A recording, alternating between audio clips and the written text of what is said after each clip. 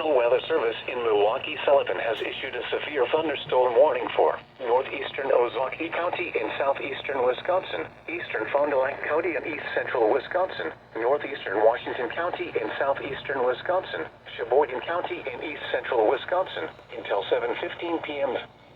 At 6:16 p.m., severe thunderstorms were located along a line extending from near St. Anna to near Lomira, moving east at 45 miles an hour.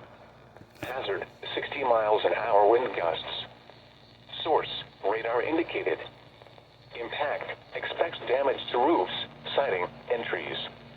Locations impacted include Sheboygan, Fond du Lac, Plymouth, Sheboygan Falls, North Fond du Lac, Howard's Grove, Westburg, Kohler, Cedar Grove, Campbellsport, Randon Lake, Elkhart Lake, Southern Lake Winnebago, Taycheedah, Ashford, Greenbush, Eden, Mount Calvary, Cascade, and Adel.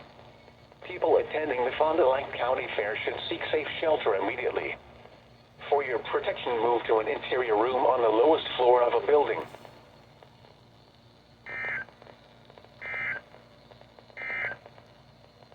Severe